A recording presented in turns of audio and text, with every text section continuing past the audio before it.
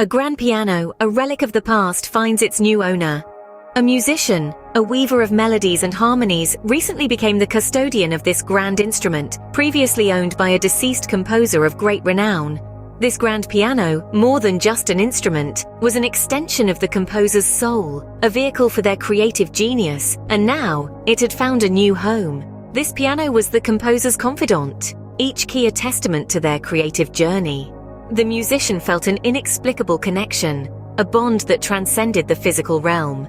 As the days melded into nights, the musician began to experience peculiar occurrences. Late into the night, when the world was hushed, the musician would hear faint echoes of a melody. It was as though the piano was whispering secrets, singing lullabies of a time and a composer long gone. As the clock struck midnight, a haunting melody echoed from the piano, a tune unfamiliar yet curiously captivating. The composer's spirit, it seems, was far from at rest.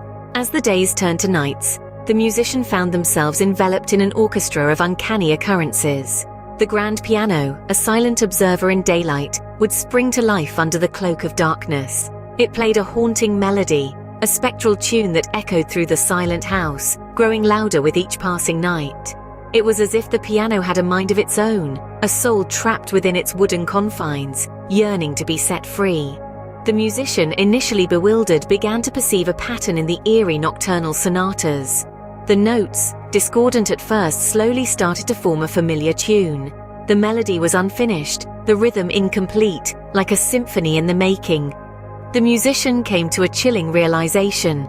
The spirit of the deceased composer was in the piano, desperate to complete its final masterpiece. In life, the composer had been a virtuoso plagued with vices. His brilliance on the keys was shadowed by his indiscretions off the stage.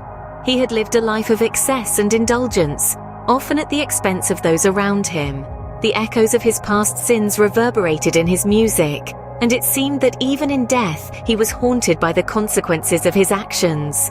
Now, trapped in the instrument he loved, the composer's spirit sought redemption. Each note played in the silence of the night was a desperate plea for forgiveness, a cry for absolution. The unfinished melody was his unfinished business, a testament to his unfulfilled potential. The musician could feel the desperation in every note, the urgency in every chord.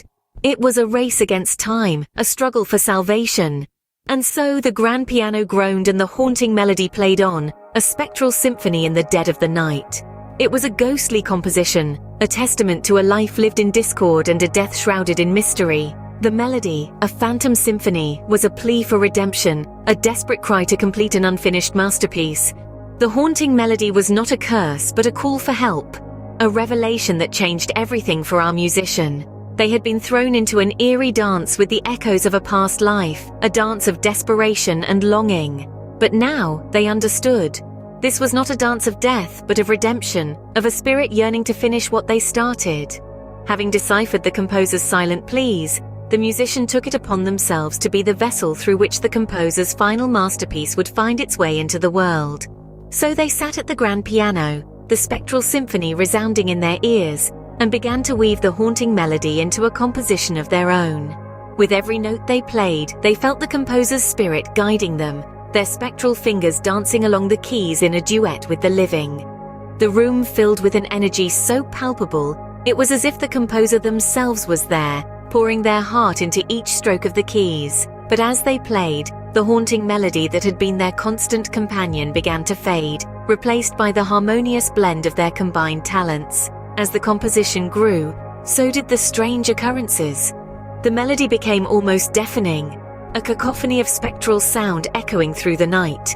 The piano seemed to come alive, its keys moving of their own accord, the strings vibrating with an intensity that seemed impossible. Yet the musician was not deterred. They pressed on, their fingers flying over the keys, their heart pounding in their chest. They could feel the composer's spirit growing stronger, their desperation mounting as they neared the completion of their final masterpiece. And then, as the final note rang out, a serene silence fell.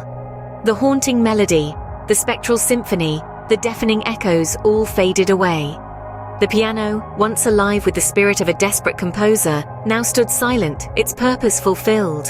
With each note played, the melody waned, replaced by a serene silence.